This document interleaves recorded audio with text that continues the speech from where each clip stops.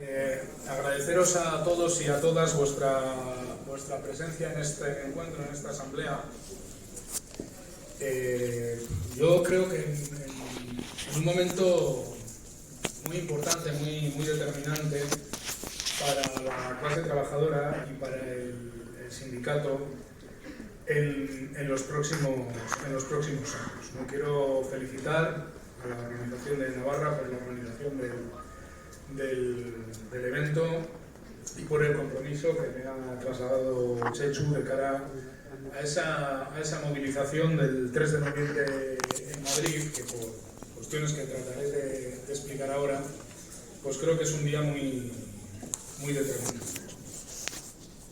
La verdad es que, lo decía esta mañana en la tertulia, en el foro de la SER, de Radio Navarra, Navarra, que un 13 de octubre del año 2022, una intervención como esta, o la que he tenido esta mañana en el foro, debiera haber sido una intervención, yo creo que muy positiva, en un momento en el que nuestro país seguramente estuviera rebajando de una forma muy importante las tasas de paro y de crecimiento económico, en un momento en el que la reforma laboral estaría dando unos resultados inéditos en materia de contratación indefinida, porque se está generando más contratación indefinida que nunca en España, y donde hoy podríamos estar aquí felicitándonos porque el trabajo sindical realizado durante la pandemia había servido para salir de la crisis económica que provocó la pandemia y el confinamiento en mejores condiciones respecto a cómo hemos salido de ninguna de las crisis económicas en España en los últimos 50 años. Y puede parecer exagerado lo que digo, pero no es así. Es muy ajustado a la realidad. Hace 2 años y pico ya, cuando pusimos en marcha, a través de acuerdos de diálogo social, medidas como los ERTES, o hace 1 año y pico, cuando derogamos los aspectos centrales de la reforma de pensiones del gobierno de Mariano Rajoy y conseguimos que las pensiones se fueran a revalorizar otra vez con el IPC, o hace apenas unos meses, cuando llegábamos al acuerdo sobre reforma laboral, que, como digo, ha multiplicado por 5 el porcentaje de contratación indefinida que se está haciendo cada mes en España, de forma que a lo mejor ni nosotras y nosotros éramos capaces de darnos cuenta, estábamos saliendo de una crisis de una forma radicalmente distinta a como habíamos salido de las crisis económicas de los 70, de los 80, de los 90, y no digo ya la crisis financiera del año 2008 y las políticas de recorte y de austeridad a partir del año 2010 y sobre todo 2011. Estábamos demostrando que se podían hacer las cosas de forma distinta, que con acuerdos sociales, que con medidas que en vez de facilitar que las empresas despidieran a la gente cuando tienen problemas, a través de los ERTE sostuviéramos el empleo, que mejorando un 38% el salario mínimo interprofesional no solo no se destruía empleo, sino que recuperábamos los puestos de trabajo previos a la pandemia mucho más rápido que en cualquier otra salida de la crisis. Cuando estábamos demostrando que se podían revalorizar las pensiones con los precios, cuando en definitiva podíamos decir que haber hecho caso a las propuestas sindicales no solo era más justo, sino que además era más eficaz económicamente, resulta que llega este año 2022 y tenemos que venir a hablar de cómo nos movilizamos para evitar que las empresas, que los empresarios, que las organizaciones empresariales vuelvan a hacer recaer todo el coste de una crisis de precios sobre las clases populares, sobre las clases trabajadoras y sobre todo sobre las personas con menor renta y con menor salario. Pues la vida es así, de jodida, que cuando habíamos, yo creo que articulado muy bien las políticas laborales, cuando estábamos destinados a recoger hoy los frutos, pues nos volvemos a ver en una situación que hace 8 meses prácticamente nadie era capaz de prever. Y una situación que tenemos que identificar bien para ser conscientes de lo que está en juego, ¿no? Porque claro, que yo venga aquí a decir que los precios han subido mucho en el último año, pues dirán, para eso te podrías haber quedado en Madrid o en Bilbao, que ya lo sabemos, ¿no? Pero hay que entender bien cómo, el por qué ya lo sabéis, pero el cómo se están incrementando los precios, para entender bien quién está pagando el pato de los precios, quién lo está pagando menos y quién no lo está pagando nada, por no decir que está sacando beneficios del incremento de los precios. Porque yo sería un mentiroso y un temerario si yo viniera aquí a decir que las empresas no están teniendo ningún problema. Ha habido una invasión de un país como Ucrania por parte de otro país como Rusia. Se han producido una secuencia de sanciones económicas, de bloqueos en el gas, en el petróleo, en otras materias primas, que están disparando los precios, esto es verdad, de algunos elementos que son muy importantes en una economía como la navarra, en una economía como la española y en una economía como la europea. Se han incrementado mucho los precios energéticos, los precios del gas, los precios del carbón, los precios del petróleo. Se han incrementado mucho los precios de las materias primas y particularmente los precios de los alimentos, de la cebada, del trigo, del maíz. Y por tanto es verdad, hay un incremento de costes muy importante que ya se había manifestado en el año 2021 por otras razones distintas a la guerra, que se está manifestando en el año 2022 y que se va a manifestar desgraciadamente también a lo largo del año 2023. Pero claro, cuando hay ese incremento de costes, ¿cómo se mueve aquí cada uno, cómo se mueve cada agente económico en un país como España o en un territorio como Navarra? Pues las empresas lo que están haciendo es repercutir esos incrementos de costes a los precios al consumo. Y alguien dirá, pues claro, si ellos tienen más costes, pues cobran más caro por los productos que fabrican. Bueno, sí o no. O sí un poco y otro poco no. No, aquí lo que estamos viendo es que las empresas están repercutiendo muy buena parte de ese incremento de los costes en precios finales al consumo de la cesta de la compra que todas y todos vemos cuando salimos de un supermercado con una cara de susto bastante importante. ¿Esto es porque lo digo yo? No, esto es porque lo dicen los datos. Hay una cosa que se llama inflación subyacente, que es un palabrejo un tanto extraño, pero que es lo que suben los precios si quitamos los productos energéticos y los alimentos no elaborados. Es decir, los precios más volátiles, los precios que más se han incrementado, les quitamos de la cesta de la compra y nos dice que esa inflación subyacente se está incrementando en el 6,4%. Hostias. Por tanto, quitando las cosas que más se encarecen, los precios están subiendo más del doble de los volátiles. ¿Y por qué está ocurriendo esto? ¿Y en qué sectores está ocurriendo esto? Pues está sucediendo porque las empresas subiendo los precios quieren salvaguardar sus márgenes y sus beneficios empresariales y está afectando sobre todo a los sectores donde hay grandes empresas, grandes núcleos de poder empresarial que tienen la capacidad de fijar precios no en un régimen de competencia, sino en un régimen de oligopolio. Es decir, en sectores como el energético, en sectores como el manufacturero, en sectores como el de los combustibles o el de los carburantes, donde se está haciendo recaer en la cesta de la compra el incremento de costes para que los empresarios sigan ganando lo mismo, y a veces más. Y dirá alguien, ¿pero dónde va este borrico? Hoy se ha enfadado un poco el presidente de la patronal, y dice, hombre, aquí hay muchas pymes que no pueden repercutir precios porque, entre otras cosas, a las empresas a las que venden no les dejan.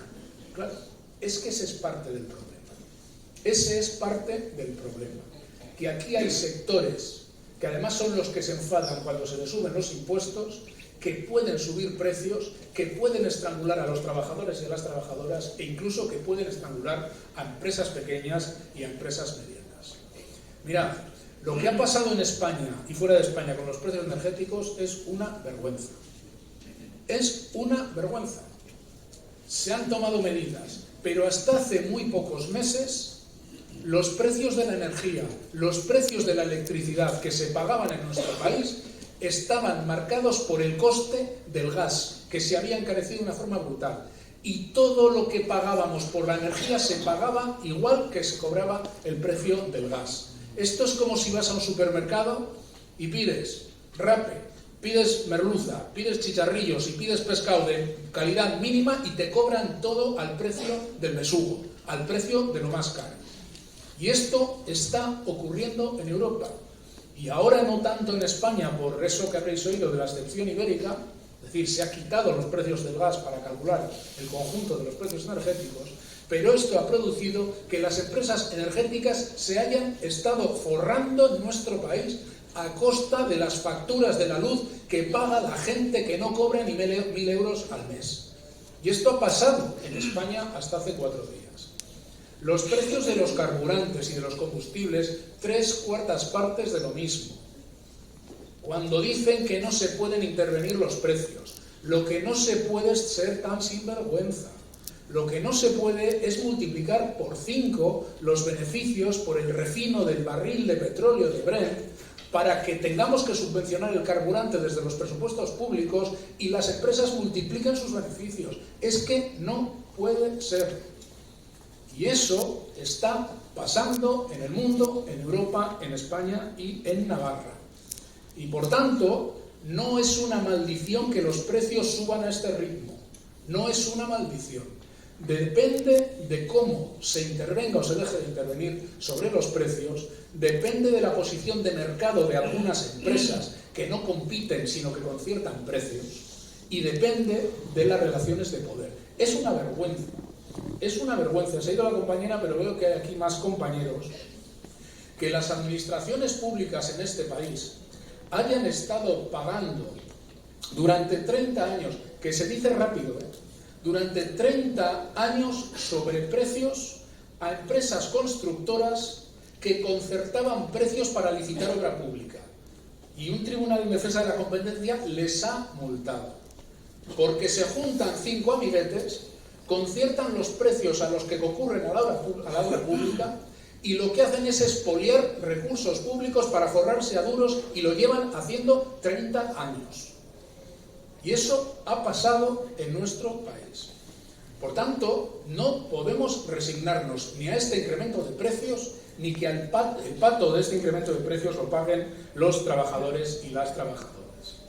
Demostramos en la anterior crisis, que ha pasado 4 días, es que ni habíamos salido de la crisis de la pandemia, que con esfuerzos compartidos, con esfuerzos concertados, se salía de forma más justa y se salía de forma más útil de la crisis y más eficaz. Y los ERTE son el mejor ejemplo. Los 3,5 millones de trabajadores y trabajadoras que pasaron por un ERTE no fue ninguna experiencia agradable. Cuando se va a un ERTE se cobra el 70% de la base reguladora, que a veces, cuando hay dinero en B, es bastante menos que el 70% del salario que se lleva alguien normalmente a casa, como bien saben, en la hostelería, donde el salario declarado es una cosa y el no declarado es otra. Es decir, no fue un tránsito agradable esto de estar en los ERTES, pero salvamos 3 millones y pico de puestos de trabajo. Y el Estado, es decir, los recursos de todos y de todas, hicimos un esfuerzo de 40.000 millones de euros para salvaguardar 3,5 millones de puestos de trabajo, y vaya usted a saber los miles y miles de empresas que salvamos a través de esos ERTES.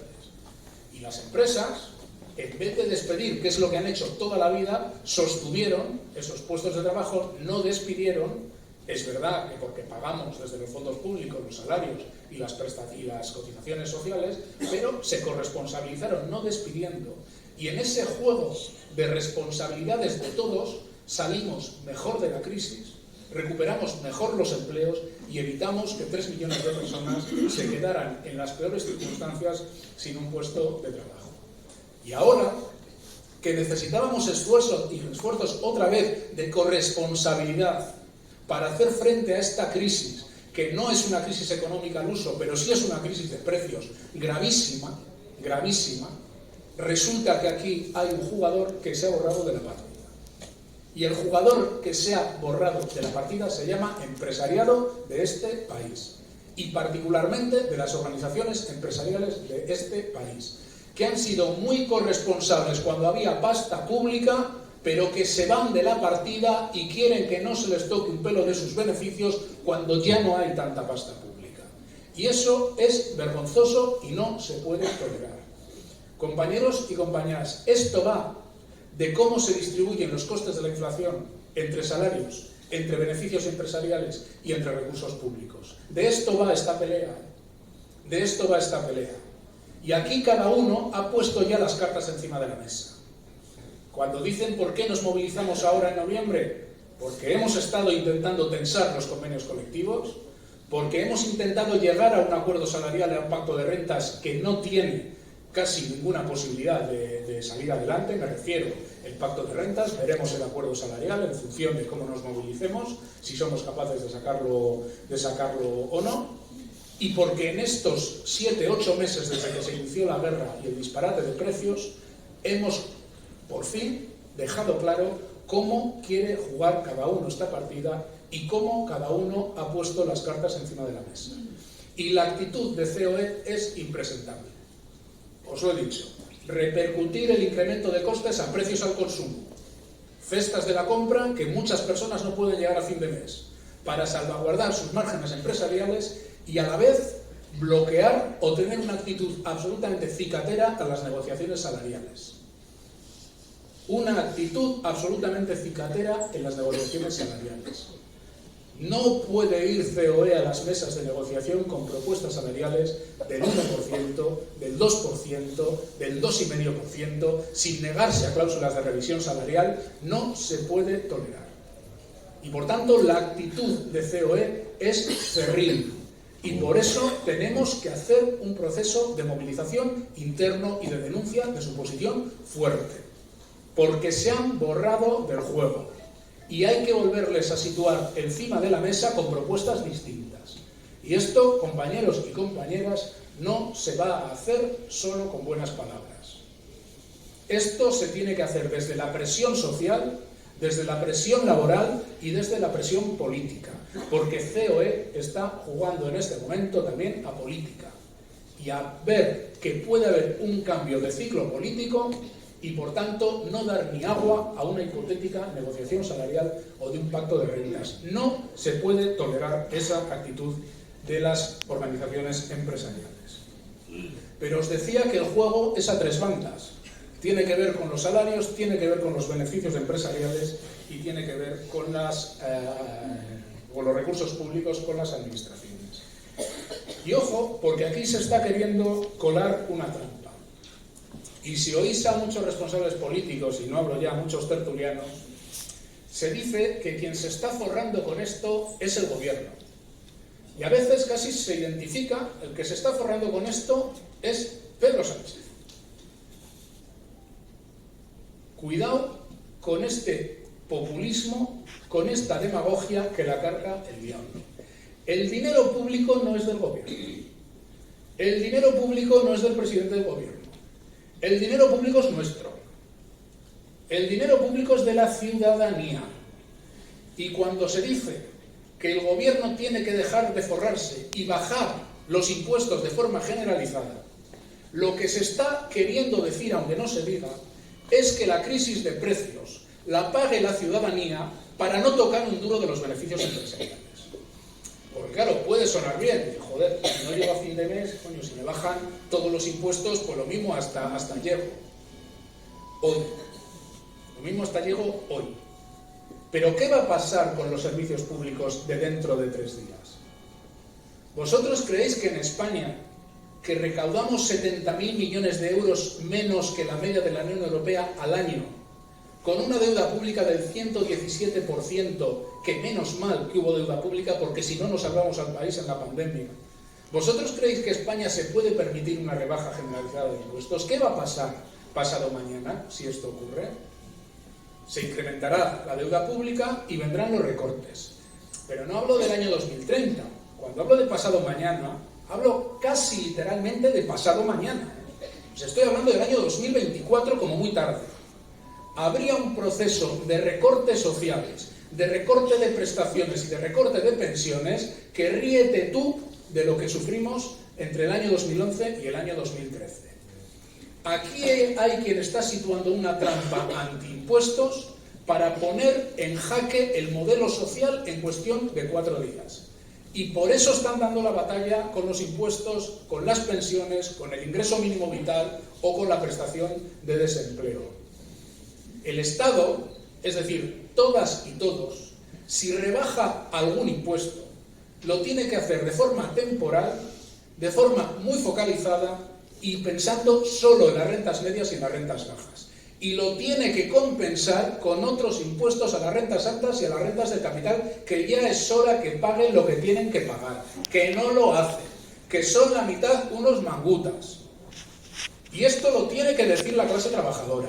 No podemos caer en la tentación de decir, pues sabe, que no haya IVA, que no haya impuestos, que no haya nada, porque pasado mañana las 4 perras que nos va a dejar de más el IRPF nos las vamos a tener que gastar en un seguro médico, en una pensión privada o en una escolarización en un colegio privado para un niño o para una niña. Y no hablo ya de la atención a la dependencia u otros servicios sociales concertados con la administración pública, que luego diré algo, porque es muy interesante lo que ha dicho la compañera al principio, de por qué pasan estas cosas y quién es el pagano último de que los trabajadores y trabajadoras de la atención, en este caso deportiva, esté como están, que son las empresas, pero que son las administraciones también. Luego diré algo, ¿no? Por tanto, el Estado, es decir, todas y todos nosotros, lo que tiene que hacer no es bajar todos los impuestos. En todo caso son medidas selectivas muy concretas y lo que tiene que hacer es controlar determinados precios. He citado algunos mercados, el de los carburantes combustibles, el de la energía y algunos más, que afectan al conjunto de la cesta de la compra, ¿eh? No nos engañemos. Que un camión cuando mete los productos en un supermercado no es lo mismo que pague el carburante a este precio que a este. Es decir, esto todo está relacionado. El Estado lo que tiene que hacer es controlar, atreverse a controlar y a poner topes a algunos precios, que no va a estrangular a las empresas, que no nos vengan ese miedo, tienen márgenes de sobra. Tiene que proteger las rentas medias y las rentas bajas y tiene que mejorar la recaudación fiscal de las rentas altas y las rentas del capital, aparte de mejorar las prestaciones, el salario mínimo interprofesional, las pensiones y las condiciones laborales de los empleados y las empleadas públicas. Eso es lo que tiene que aportar el Estado a este juego a 3 bandas. ¿Lo está haciendo? En alguna medida, sí, de forma insuficiente y dependiendo del color y de la orientación política. Los gobiernos de carácter progresista están más metidos en esta dinámica, los gobiernos de centro-derecha, de derecha o de extrema derecha están intentando competir para ver quién le baja más los impuestos a los altos contribuyentes, es decir, a los ricos. Dice el señor Garamendi, no se puede hablar de ricos y pobres porque eso polariza y radicaliza la sociedad. Mire, señor Garamendi, lo que polariza y radicaliza la sociedad es la pobreza, es la desigualdad. Lo que radicaliza y polariza la sociedad es que la gente pierda expectativas de futuro, que no tenga confianza en el futuro. Lo que polariza y radicaliza la sociedad es que no llegue la clase trabajadora a fin de mes, o una parte importante de la clase trabajadora no llegue a fin de mes, que no pueda llenar la cesta de la compra, y mientras todo eso ocurre, las élites económicas de este país se pongan como una hidra porque le suban el impuesto del patrimonio a quien tiene más de 3 millones de euros. Son ustedes, las élites económicas, no estoy hablando de Antonio Garamendi en concreto, son ustedes unos sinvergüenzas. Son ustedes unos sinvergüenzas. No se puede tolerar que en un momento en el que hay que contribuir al bien común, el que hemos salvado al país con 40.000 millones de euros de dinero público, no se puede tolerar esta competencia por bajarle los impuestos y por no tocar el patrimonio de rentas de más de 3 millones o patrimonios de más de 1 millón o 3 millones de euros. Porque eso es lo que polariza la sociedad, no, eso es lo que rompe la sociedad. Y luego vendrán las expresiones de descontento, los populismos de extrema derecha y la abuela que fuma. Eso es el problema, no que se hable de pobres y ricos, porque desgraciadamente hay pobres y ricos. Y además, cada vez con mayores niveles de desigualdad. Y no solo en España, y no solo en España, sino en todo el mundo occidental, desde hace 4 décadas. Por la simple razón de que hay una ideología dominante, ha habido una ideología dominante que ha sido el neoliberalismo, que ha pretendido precisamente eso, que hubiera mayores desigualdades, que hubiera mayor individualismo, que no hubiera servicios públicos, que no hubiera negociación colectiva, en definitiva, que a quien Dios se la dé, San Pedro se la bendiga. Y esto hay que combatirlo desde el sindicalismo de clase, compañeros y compañeras. Decía que las administraciones públicas no se pueden poner de perfil en alguna cosa, y lo voy a decir ahora para que no se me olvide, luego si no se me va a olvidar. Mirad, en España, durante muchos años, ha habido un modelo de servicios públicos muy articulado y muy armado en torno a las pensiones públicas, a la educación pública y a la sanidad pública. Mucho menos respecto a las situaciones de dependencia, en general todo lo que tiene que ver con el cuidado de personas, y todavía mucho menos con otros servicios, digamos, de responsabilidad pública en su prestación, pero que se ha canalizado a través de empresas privadas. ¿Por qué? Se externalizaban, porque no se veía generar un sistema de servicios sociales o un sistema de atención a la dependencia como el sistema de sanidad, por ejemplo. Y la cuestión es, ¿cómo se ha producido esa externalización de servicios públicos? ¿Cómo se ha concedido a las empresas las licitaciones para llevar una ayuda domiciliaria en un ayuntamiento, la gestión deportiva de un polideportivo, un montón de cuestiones? Pues se ha dado concertando al menor postor. Porque es que en España hay una ley de contratos públicos que poco menos que obliga a las empresas, a las administraciones, a conceder su licitación al que pone menos dinero encima de la mesa. ¿Para qué? Para ahorrar. ¿A costa de qué? De las condiciones de los trabajadores y de las trabajadoras. Y el problema es que hemos tenido subidas del salario mínimo interprofesional que nos decían incluso algunos empresarios, dicen, pues si tengo que subir eso, directamente salgo de dar el servicio porque he perdido mi margen empresarial. Aparte que llamar a eso a empresa ya es mucho llamar, la responsabilidad es de la administración. ¿Pero qué está licitando usted? ¿Qué está licitando usted? ¿Qué calidad de servicio va a haber con personas que, como aquí bien se ha dicho, y es un servicio evidentemente tan digno como cualquier otro, faltaría más, pero fijaros si nos vamos al cuidado de personas dependientes, que es mucho más sensible si se me quiere entender, ¿no? Es decir, mujeres, como aquí ha comentado la compañera, que tienen que hacer un montón de servicios a lo largo del día, con desplazamientos, y bueno, pues Pamplona es muy bonita, muy histórica, pero Manhattan no es. Quiero decir, las distancias son relativamente pequeñas, pero en grandes ciudades, en grandes espacios urbanos donde los tránsitos son larguísimos, hay personas que están trabajando con personas por salarios en neto por debajo del SMI, porque en efecto trabajan a tiempo parcial y en unas condiciones de precariedad extrema, y la responsabilidad es de la empresa, pero sobre todo es de quien ha organizado así el servicio. De quien ha organizado así el servicio. El otro día estaba en Galicia con las trabajadoras de la ayuda domiciliaria y teníamos, en el convenio tenemos recogida la subida del IPC, de la inflación. La empresa no les quería pagar el año 2021, no les quería subir el sueldo del 6,4%. ¿Por qué? ¿Por qué no? Reclámame, ¿por qué? ¿Por qué no? Porque ¿qué? Si te subo el 6,4% pierdo dinero. Claro, y te vas a la Junta y dices, oye, ¿quién ha organizado, con permiso, esta mierda? ¿Quién ha organizado esto así? Para que si estos señores cumplen la ley, digan que pierden dinero. El esquema hay que revisarlo, porque si no, recae en las espaldas de los trabajadores y de las trabajadoras, pero también de los usuarios de los servicios. También de los usuarios de los servicios. Y en una sociedad envejecida, que estas mujeres te planteaban, ¿cómo voy a mover yo sola a una persona de 120 kilos que está inmóvil en una cama, en su casa? ¿Esto cómo se hace en un hospital? Pues entre 3 o 4. ¿Cómo se hace aquí? Pues yo sola y un hijo si me echa una mano, que si no me la echa, no tiene hijo, ¿qué hago?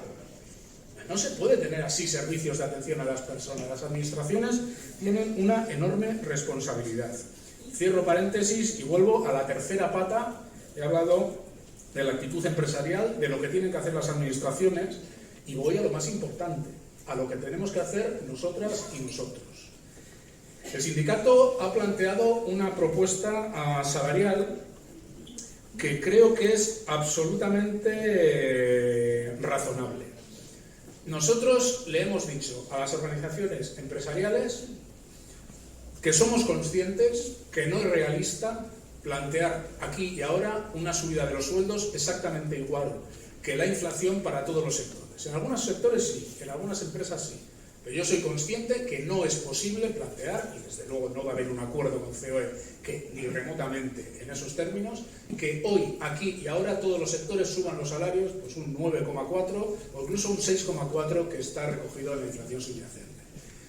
Pero le hemos dicho a las organizaciones empresariales, lo que sí se puede hacer es una subida de salarios de en torno al 4 y pico % para este año, del 3,5% para el que viene, y del 2,5% para el 2024, a condición de que esa pérdida de poder adquisitivo que ya hoy se está dando se vea compensada en los 2 próximos años a través de cláusulas de revisión salarial o a través de compromisos de recuperación del salario que ahora mismo se pierde entre lo que se sube y la inflación. Y esto es perfectamente razonable, compañeros y compañeras. Yo sé que las empresas presionan, que las patronales van a presionar, no puede ser, estáis locos, inflación de segunda ronda, estas cosas que se oyen decir. Mirad, salvo que estalle una guerra nuclear, a lo largo del año que viene, y si no del próximo, de una manera o de otra, se reconducirán las cosas en el este de Europa, digo yo. Antes o después, muchos de los precios que se han disparatado se contendrán. De hecho, algunos se vienen conteniendo ya. En esto que llaman los mercados a futuros, que son unas cosas muy raras, pero algunos de los precios se están empezando a contener o a incrementarse menos. Es decir, antes o después la inflación bajará. Ya no va a bajar a los niveles que la teníamos hace unos años, del 1, del 0, del 2%. Habrá inflación alta, pero no del 8 ni del 10%. Cuando digo que la inflación bajará, no quiero decir que los precios bajen. La inflación el año que viene será del 5, del 4, al siguiente del 3, del 2, ya se verá. Pero ¿van a bajar los precios del café a lo que había antes del año 2019? ¿A que no? O de cualquier producto, ¿a que no van a bajar los precios? Porque no lo han hecho nunca. Por tanto, ¿qué va a ocurrir? Que se van a mantener o se van a incrementar los excedentes empresariales, aunque se quejen y aunque digan que no. Y por tanto, cuando eso sea así, es perfectamente legítimo que esa tarta se reparta entre las personas trabajadoras y que haya compromisos de recuperación de poder adquisitivo en los próximos trimestres, en el año 2023 y el año 2024. Y eso no va a generar una espiral de inflación, porque hay que mejorar los salarios no a costa de subir más los precios al consumo, sino de reducir los beneficios empresariales. Claro, es que hay que decirlo. Es que tenéis que ganar menos dinero. Tenéis que ganar menos dinero porque la cosa está muy mal. Y como la cosa está muy mal, pues tenéis que ganar menos dinero. Porque si no, el pato lo paga el trabajador o la trabajadora. Y el pato lo paga el Estado con los recursos que son de todos, con lo cual lo acaba pagando al final el trabajador y la trabajadora en una segunda derivada. Y en esa pelea es en la que estamos. Así de jodido, así de simple, pero así también de crudo, ¿no? Y en esa pelea el sindicato tiene herramientas. La de la negociación y la de la movilización. El sindicato tiene que librar una batalla donde, pues esto depende de una vieja conocida del sindicalismo, que se llama doña correlación de fuerzas. Esto no va de buenas razones, ni de tener más o menos razón que el oponente. Esto va de correlación de fuerzas. Y el sindicato, para disputar la distribución de la renta y la distribución de la riqueza, cuenta con dos palancas fundamentales. Una, la de la concertación o el diálogo social, donde estamos intentando que algunas de las medidas que veis salgan adelante, la otra las toma el gobierno, las criticamos, no las criticamos. Bueno, ahí veis lo que ocurre con las pensiones, un gran acierto haber suscrito ese acuerdo que va a hacer que hoy los pensionistas vean revalorizada su pensión en el 8,5% en vez de en el 0,25%, pero la otra gran pata está en la negociación colectiva. en la disputa del convenio colectivo. Y yo sé que negociar un convenio colectivo con una inflación del 10, del 9 o del 8% es de las cosas más difíciles que hay en la vida. Y sabemos perfectamente que no es fácil ganar esas batallas. Se van a ganar, a veces sí y a veces no. Aquí a nadie se le puede exigir que gane una batalla en la negociación de un convenio y llegue al 8 o al 10% de la subida salarial. Seríamos una banda de insensatos si le exigiéramos a la gente que por narices eso tiene que ser así, porque depende de muchos factores y no dependen exclusivamente de nosotros. Depende del empresariado que tengas, de la clase trabajadora que tengas, del nivel de organización de la gente, depende de factores que no siempre podemos manejar solo nosotras y nosotros. Pero lo que sí debemos autoexigirnos es hacer partícipe a los trabajadores y a las trabajadoras, a los delegados y a las delegadas del sindicato, al activo de comisiones obreras, de los procesos de negociación colectiva. No se puede exigir la victoria, pero sí la disputa. Hay que disputar los convenios, compañeros y compañeras, como están haciendo los compañeros que antes ha hablado la mujer, que no recuerdo exactamente su nombre, sé que se apellidaba Guevara y que tenía acento cubano, no sé si Janet. Hay que disputar la negociación de los convenios. Hay que retomar y reforzar las asambleas y los contactos con la gente. En los sectores más clásicos, más industrializados, pero también en los sectores nuevos, donde incluso no haya centros de trabajo, estén desmaterializados, sabemos cómo relacionarnos con las compañeras y con los compañeros. Es fundamental que la gente se sienta partícipe de este proceso de disputa por los salarios. Porque si cogemos el atajo y si damos salida a los convenios colectivos sin hacer partícipe a la gente nos va a acabar haciendo corresponsables de la pérdida de poder adquisitivo que pueda haber. Y eso no lo podemos permitir. Tenemos que reforzar la posición en los convenios. Esto es más viejo que la tos. Esto es hacer plataformas. Esto es hablar con los delegados y delegadas. Esto es trasladarse a los centros de trabajo. Esto es percibir cómo respira el personal, la capacidad de movilización real que hay, la capacidad que no hay. Ser conscientes de la situación e intentarlo. Y si hay que ir a la bronca, hay que ir a la bronca. Es mejor firmar un acuerdo en el 4,5% después de haber hecho una ronda de asambleas y que de todo Dios se sienta partícipe de ese 4,5% que un 4,75% sin que nadie se entere cómo negocio el convenio colectivo y dentro de un año me diga, gracias, o sea, por culpa vuestra he perdido 3 puntos de poder adquisitivo. Y hablo de un 4,75%. Imaginaros si hablara de un 1 o de un 2. La dirección del sindicato no está en disposición de exigir al activo del sindicato que gane las batallas, pero sí que dé las disputas. Y que vosotras y vosotros exijáis a la dirección del sindicato que dispute con las organizaciones empresariales. Y por eso hay que ir el 3 de noviembre a Madrid. El 3 de noviembre hay que montar una manifestación en Madrid incontestable, de miles y miles y miles de sindicalistas.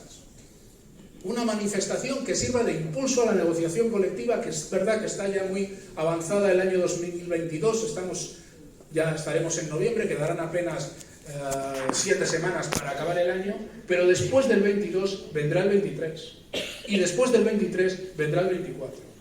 Y esta disputa, desgraciadamente, es de banda larga, porque ojalá estuviéramos, como se pensaba hace unos trimestres, en una guerra corta y en una situación de inflación coyuntural que caería a final de año y estaríamos en otro escenario. No estamos en esa, compañeros y compañeras. Estamos en un cambio, en una transformación que seguramente necesitaremos años para evaluar correctamente. Aquí lo que está quebrando es el modelo de crecimiento que ha llevado Occidente en los últimos años, basado en energía barata, de combustibles fósiles, de países como los del Golfo Pérsico, como Rusia y como otros, y de la externalización productiva al resto del mundo para que se forraran algunos a costa de la miseria de muchos. Eso está en cuestión. La energía no va a ser tan barata a menos que aceleremos la transición energético-ecológica, y eso no se va a hacer de hoy para mañana. Por tanto, vienen curvas.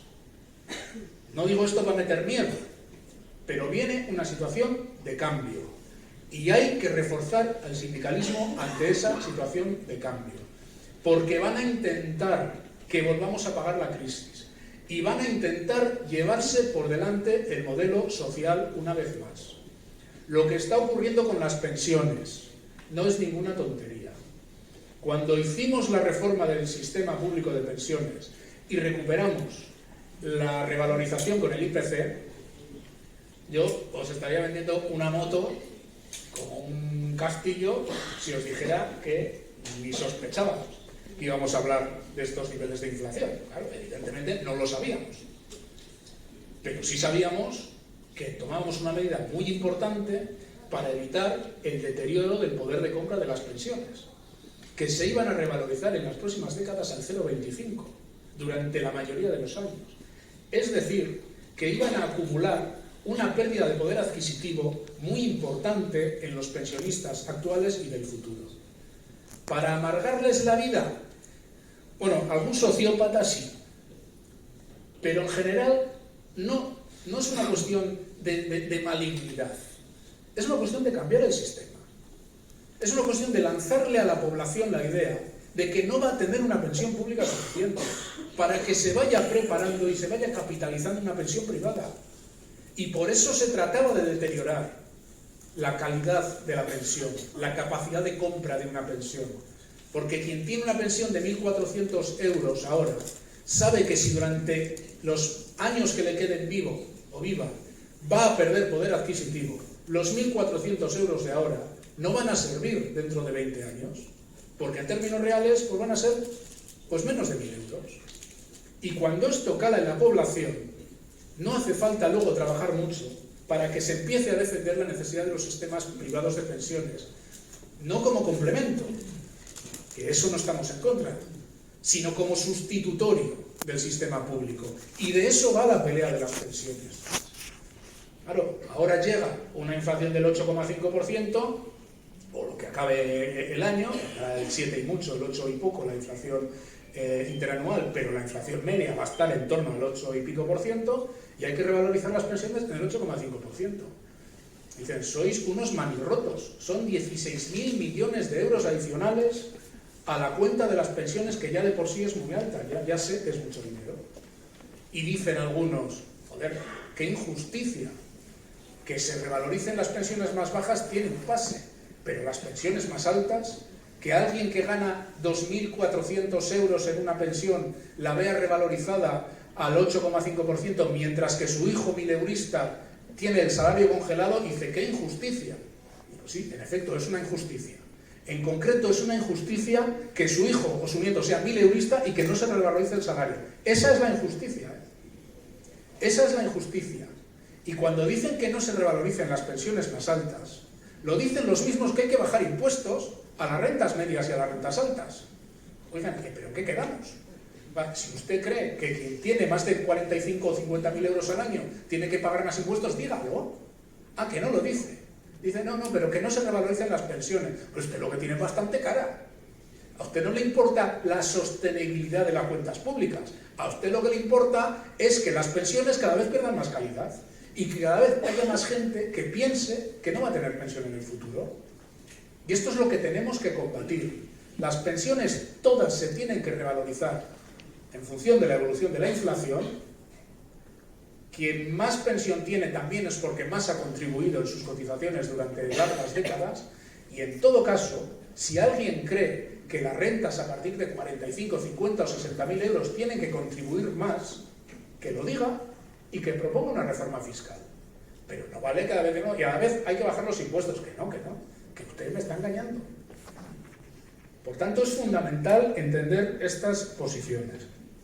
La disputa por los salarios, la subida del salario mínimo interprofesional. Vamos a ser muy taxativos con el gobierno en este terreno. Nosotros, como sindicato, compartíamos el objetivo de que al final de la legislatura, es decir, en este último año que queda, el 23, el salario mínimo interprofesional llegara al 60% de la media salarial. Como objetivo estratégico del país compartimos la idea. Lo que pasa que en este momento, cuando se calcule cuánto es eso, si eso está situado en los 1.049, 1.050 euros como se estimaba, ahora mismo no nos vale. Nos van a poner a parir también, porque van a volver con eso. Los que ahora dicen que están muy preocupados por el salario de los jóvenes, dentro de exactamente 27 días van a decir que vamos a destruir millones de puestos de trabajo por subir el SMI. Porque aunque ese se haya subido un 38% y se ha demostrado que no destruye empleo, son inasequibles al desaliento. Porque claro, esto no es una ideología, esto es una fe. El neoliberalismo es una fe. Dice, no, si suben los salarios mínimos se destruye empleo. Oiga, que no, mire los datos, que da igual. Bueno, van a volver a dar la matraca los que hasta ahora están preocupados por los salarios de los jóvenes. Ahora van a decir que subir el SMI a la inflación es lo peor. Bueno, pues nos vamos a poner en esa posición. Nos vamos a poner en esa posición. El SMI, en opinión de Comisiones Obreras, tiene que subir para el año 2023 lo mismo que suban los precios en el año 2022. Porque las personas que tienen un salario bruto de 14.000 euros anuales con esta inflación, directamente no llegan a fin de mes. No digo que con una subida de la inflación vayan a llegar, pero desde luego lo que no pueden es perder poder adquisitivo. Y esto va a ser otra bronca. Esto va a ser otra bronca y no pasarán muchas semanas y además para el 3 de noviembre va a estar la cosa ya un poco empezando a emerger. Otro mensaje fuerza del 3 de noviembre, subida del salario mínimo interprofesional. Mejora de la protección de rentas de la gente más vulnerable. Topar precios en algunos mercados que se puede hacer, que las empresas tienen importantísimos excedentes. Y disputa, sobre todo disputa en el marco de la negociación colectiva y de los convenios colectivos. Voy a la parte final. El sindicato, ante esta situación, si nosotros fuéramos una organización corporativa, como las hay, en la función pública y fuera de la función pública, nosotros podríamos decir, aquellas partes del mundo del trabajo que estén más organizadas van a tener la capacidad y la fuerza suficiente para resolver esta pelea más o menos de una forma satisfactoria. Las partes más debilitadas del mundo del trabajo van a salir perdedores de esta pelea. Ellas verán que se organicen. Esto, que es algo que la sociedad tendría que empezar a interpretar, que aquí como no estés organizado te dan en un carrillo y en el otro carrillo, no es la posición que un sindicato de clase como Comisiones Obreras defiende. Nosotros, si queremos un acuerdo estatal de salarios, es precisamente para fortalecer la posición de negociación de los sectores más precarizados. Telefónica no necesita una ENCE. Mercadona, que tiene recogida la inflación en el convenio, no necesita una ANC. Muchos sectores industriales, yo creo que les viene bien una ANC, pero bueno, tienen la suficiente fortaleza en el propio convenio colectivo, seguramente no les es imprescindible una ANC. Una ANC es acuerdo por el empleo y la negociación colectiva, es decir, las recomendaciones de los salarios. Y más cosas, pero bueno, en este caso, las recomendaciones de los salarios. Pero los sectores más precarizados, con patronales que a veces son, en fin, 4 tratantes de mano de obra, que de patronal y de empresarios o empresarias tienen lo justico, les viene bien una ANC. Les viene bien una movilización general. Les viene bien ligar la movilización de los sectores más conscientes y más organizados a la movilización de los sectores menos conscientes, más precarizados y por tanto más desorganizados. Pero el reto es organizar, en unos sectores y en otros. Tenemos cerca el proceso de concentración electoral. Es fundamental que el sindicato eche el resto para mejorar nuestra presencia en los centros de trabajo. Yo sé que estoy en Navarra, donde la disputa es a 4 sindicatos. En Euskadi, a 3 en Galicia. En el resto de España, Comisiones Obreras y UGT, más o menos, representamos 2/3 partes, algo más de 2/3 partes del conjunto de la representación y Comisiones Obreras es de largo el sindicato más representativo de nuestro país. Le sacamos en este momento más de 11.000 delegados y delegadas a la Unión General de Trabajadores. Tenemos más de 100.000 delegados y delegadas vigentes en los centros de trabajo. Tenemos 970.000 personas afiliadas. Tenemos un 90 y tantos % de autofinanciación. El sindicato recauda cada año en cuotas más de 131 millones de euros, con lo cual las subvenciones de 4, 5 o 6 millones de euros que nos da el gobierno no dan ni para la luz. Yo sé que el sindicalismo abertzale además suele utilizar esa demagogia que utiliza también la extrema derecha.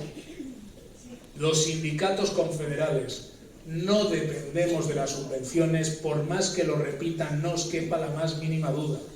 Las subvenciones sindicales en España primero se dan a todos los sindicatos en función de la representación, es decir, de lo que vota la gente en las elecciones, como se dan los partidos políticos en función de lo que vota la gente. Las subvenciones sindicales son escasas y están perfectamente justificadas. Vosotros cuando negociáis un convenio, no lo negociáis para la afiliación de comisiones obreras, ¿verdad? Lo negociáis para todos los trabajadores del centro de trabajo del sector, que a veces son un poco gorroncetes, ¿verdad? Que sabéis de lo que hablo, ¿no? El sindicato cuando negocia que los pensionistas en vez de un 0,25 tengan la pensión revalorizada un 8,25, un 8,5, lo que sea al final de año, no es para los pensionistas afiliados a comisiones obreras y OGT, ¿verdad que no? Para 9 millones de personas trabajadoras. Cuando negocia un plan de igualdad, 3/4 partes de lo mismo. Cuando negocia un ERTE que evita que toda una plantilla se vaya a la calle, pues no es para la afiliación del sindicato. Porque esta organización, el sindicalismo en España, tiene una función constitucional y nos mandata la ley a hacer una tarea que va más allá de nuestros afiliados y de nuestras afiliadas. Y por tanto es perfectamente legítimo que recibamos una cuantía de recursos públicos para compensar esa actuación que si no sufragamos solo y exclusivamente los afiliados y las afiliadas del sindicato. Por tanto, no tengáis ningún complejo a la hora de defendernos del tran-tran y de la matraca de los sindicatos subvencionados. Pero es que además de todo esto, el porcentaje de recursos de nuestra organización que viene de recursos públicos es mínimo. Es mínimo. Yo ni sé ahora mismo lo que corresponde al año que entra. Pero ya os digo que serán 5, no sé si llega a 6 millones de euros. Nosotros y nosotras recaudamos solo de cuotas 131 millones de euros en el año 2021. Por tanto, tenemos absoluta autonomía de los poderes públicos y de los poderes políticos a la hora de decidir nuestra política sindical. Y cuando se cargan subvenciones finalistas que llaman, que no son subvenciones, que son planes concretos sobre migración, sobre violencia de género, sobre orientación laboral, sobre formación, no se están cargando las subvenciones de los sindicatos, se están cargando servicios de ciudadanía para los trabajadores y las trabajadoras, que es lo que está pasando ahora, aquí ya tuvisteis algo de eso, lo que está pasando ahora con el gobierno de fachas que hay en Castilla y León.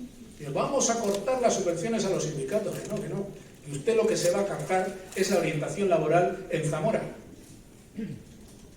Es lo que va a hacer. ¿A quién va a joder? Hombre, al trabajador que va a dejar de orientar, eso es así, pero sobre todo al desempleado o a la desempleada que no va a haber quien le oriente.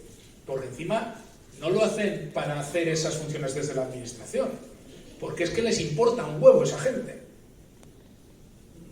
Por tanto, tener absoluta certeza de que las finanzas, de que la fortaleza del sindicato en los terrenos financieros y organizativos es muy alta. Que vamos a ganar las elecciones sindicales, pero que nuestra pelea fundamental ni siquiera es con otros sindicatos. La pelea fundamental de las elecciones sindicales es estar allí donde no estamos. Es organizar lo que está desorganizado. Es llegar a los sectores de gente joven, de gente precaria que no tiene ni pajolera idea de lo que es un convenio colectivo o una organización sindical. Y desde esa vertebración de la gente, desde esa fortaleza de la gente, es como Comisiones Obreras logrará los resultados salariales y en otras materias en los años que tenemos por delante. Esto, lo digo una vez más, va de correlación de fuerzas. Y ahora sí que termino. Vienen tiempos complicados en el panorama sociopolítico, geopolítico y todo lo que todos los palabreros raros que se os ocurran, así que mercan palabras, quedan muy bien, geoestratégico, geopolítico. Vienen tiempos jodidos, pero vienen tiempos que no están escritos, De las crisis y de las transformaciones se puede salir bien, mal o regular. España tiene algunas oportunidades muy importantes en lo que está por venir. España ha sido un país absolutamente dependiente en materia energética, un país subalterno en Europa y en el mundo desde hace siglos. La transformación energética en un país con la capacidad de generar energías renovables, si las ligamos a una reindustrialización del país, a que no solo seamos el país que suministra de olas, de viento y de sol a las nuevas energías, sino también de cómo se fabrican esos nuevos recursos, esas nuevas infraestructuras para el nuevo modelo energético que viene. España tiene oportunidades muy importantes de reindustrialización y de relocalización de sectores productivos de alto valor añadido. Y esa pelea hay que darla para generar mejores empleos. Y necesitamos gobiernos que piensen en las mayorías sociales y que piensen en las transformaciones que vienen en clave inclusiva. Pero tenemos amenazas de gobiernos de carácter neofascista, de carácter de populismos de extrema derecha, que estamos viendo en otras partes de Europa, que amenazan no solo con lo que está por venir, sino con lo logrado durante muchos años. Y estoy hablando de derechos sociales, estoy hablando de derechos laborales y estoy hablando de derechos civiles. Si llegan, vendrán a por todo y a por todos. Esto ya no es como los años 20 y 30 del siglo pasado. No nos van a fusilar en las tapias de los cementerios. No van a entrar en las ciudades en marchas militares con camisas negras como en Italia, como en Roma en los años 20 del siglo pasado. Esto ya no va del viejo fascismo, pero sí va de movimientos que cuestionan la esencia de los derechos de la ciudadanía, los derechos de igualdad, los derechos de los trabajadores y las trabajadoras. No solo están pensando en lo que llaman minorías. Esto no va solo de mujeres, que es fundamental, los derechos de igualdad de las mujeres, de los colectivos LGTBI, no, claro que va de eso, pero va también de cuestionar los derechos laborales y sociales de las mayorías, los servicios públicos, las pensiones, los convenios. Es mucho lo que va a estar en juego. El sindicato es sociopolítico, que no quiere decir ni que pida el voto para nadie, ni que se meta en rollos de la política partidista o partidaria. Pero el sindicato no es equidistante ante la política y ante la institucionalidad, porque no es lo mismo una orientación política por favor que por estribor. Es decir, es diametralmente distinto para los derechos de la gente. Porque si ganamos en salario en el convenio un X% y luego eso lo perdemos porque se privatiza la sanidad, se privatiza la pensión o no se cuida a la gente dependiente, hemos hecho un pan como unas hostias. Y de eso va también el tiempo político que está por venir y del que ya tendremos tiempo de hablar, pero donde en efecto España, como Italia, como Brasil o como otros países, tiene un riesgo reaccionario como no habíamos vivido desde las dictaduras del siglo pasado. Así que a reforzar la organización, a juntar a la gente en torno a los convenios colectivos, a hacer mucha pedagogía de lo que viene, a afiliar, a representar, a afiliar sin ningún complejo. Hay que afiliar a los trabajadores y a las trabajadoras, a llenar los autobuses, los trenes o como haya que ir a Madrid el 3 de noviembre, a llenar las calles y a dar la batalla, compañeras y compañeros.